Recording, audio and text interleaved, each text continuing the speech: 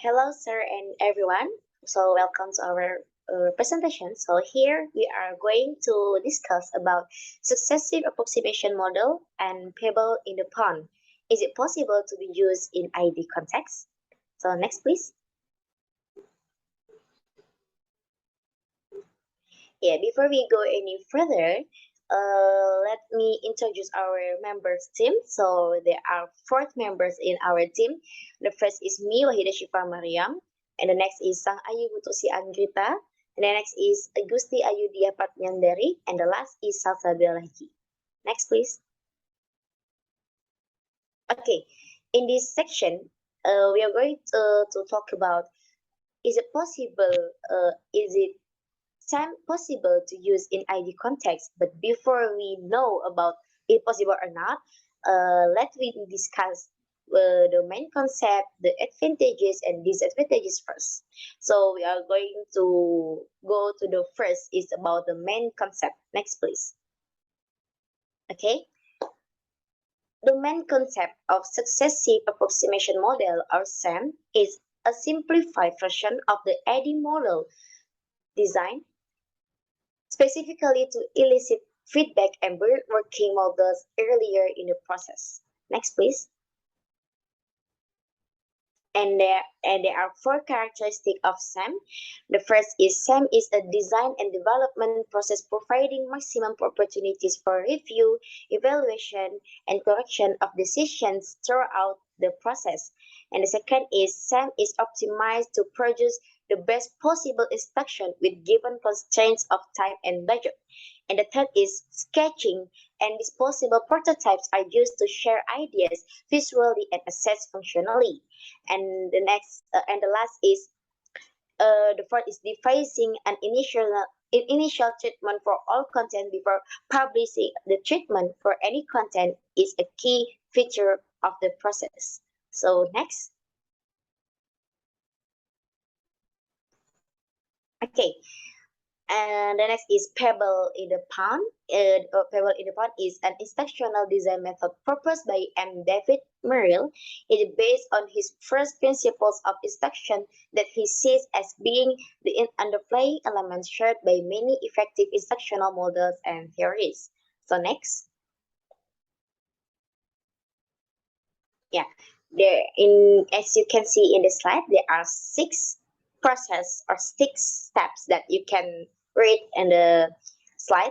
In the corner on in the core of the circle is identify a problem. So students hopefully can identify the problem first. After that, they identify the problem, they can design a progression of problems. After that, they are designed to instruction for component skill, and then there are design instructional strategy enhancement, and to finalize the instructional design, and the last is design the evaluation. And the last and the core of this model is to evaluation to give a feedback of the design or the process. Next, please. Okay, after we know about the main concept of the both model, we are know the some similar of both models like SAM and Pebble are instructional developer models that attempt to overcome many of the weakness of ADDIE. And the first similar is both models find functional prototypes essential. They are a primary means of expressing, sharing, and evaluating a candidate design. And the second is both models minimize documentation, so they can minimize the time consuming, but also easily misinterpreted. And the third is both models, in contrast to other approaches, delay preparation of instructional objectives. Instead, the initial focus is on developing content and instructional approaches in prototype application. And the last is both models prescribe that the final demonstration should be as authentic as possible. Okay, that's all about my material. For the next material, it's about the advantages of a successive approximation model will be explained by my friend Sangayu. So Sangayu, time is yours. All right, thank you, Syifa, for the time. So here I will explain about the advantages of the successive approximation models. So next slide, please. So here, several advantages of successive approximation models are: the first is flexibility and repeated review. So the platform is very flexible and allows for repeated reviewing, which leaves many opportunities to communicate any change or feedback. So the second is save time and money. As the models allows for change in real quick, it needs to be made to training or external change like budget or schedule are incorporated very fast. For this reason, SAM can save time and money. So the third is grid for assessment. It allows for constant re-evaluation and assessment of material because through several processes such as evaluation, the successive approximation models are the right choice to be used as an assessment. So the last but not least of the advantages of the SAM models is rapid feedback and development. So since the model elicits feedback from all interested parties, it helps design and develop the courses well and rapidly. So that's all about the material related to advantages of successive approximation model. So for the next material will be explained by my friends Diah. So for Diah, time is yours. All right, thank you, Sangayu, for the opportunity. Now I will explain about the disadvantages of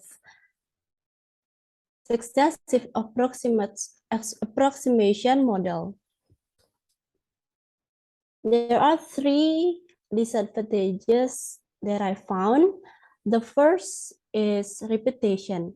With more steps involved, more mistakes are possible. And then SAM model waste resources. Mistake lead to waste resources with considerable time and money spent developing ideas unsuitable for large-scale rollout.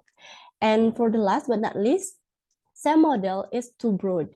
Testing a wide range of ideas can make it hard to determine the optional outcome. Significant analysis and research rather than fast prototyping can focus the team on the best approach from the outset. All right, that's all from me. For the next material will be explained by Salsa. Well, Salsa, the time is yours. Okay, thank you, Diah. So now I'll try to explain about the possible use of SAM and Pebble in the point model in the ID context. Okay, so first is SAM model or successive approximation model. So in my opinion, I think SAM model is possible to use in the ID context. Why? So here are some reasons. The first is allows troubleshooting from the very beginning. And then the second is develops preliminary plans for all of the content from the beginning. And the last is time efficient and cost effective. So SAM's use of prototype throughout the project allows troubleshooting from the very beginning. And it also makes for clearer communication of ideas and also feedback between the designer and the stakeholders. And also SAM develops preliminary plans for all of the content from the beginning. So operating in this manner makes the SAM model very time efficient and cost effective. So obviously, SAM model is a very creative process that keeps the end in mind from the beginning. So that's why I think SAM model is possible or suitable to use in the ID context. Next slide, please. Okay, and the second model is Pebble in the pond. So I also think that this model possible to use in the ID context, but let we discuss from the first point here. The first is student-centered and learning focus. So The Pebble in the Pond model is very student-centered and learning-focused because it begins with some problems that the students must to solve it and demonstrate the skills necessary for students to succeed. But on the other hand, the Pebble in the Pond also limited since it lacks the important steps of production, implementation, and summative evaluation that are essential to the overall instructional design process. So this is why I say that Pebble in the Pond is possible to use in the ID context, but not as possible as SAM model. Okay, so I think that's all from me about the possible use of SIM and Pebble in the Pond model in the ID context, and I'll return it to Syifa. Thank you. All right, thank you, Salsa, Sangayu, and also Dia for the explanation, the great presentation. Okay, that's all about our material. So if you have your own opinion or suggestion about this material, don't hesitate to fill the discussion below, and then we can discuss together in this section. So that's all from us. I hope you learned something new today. Thank you for your attention and have a nice day.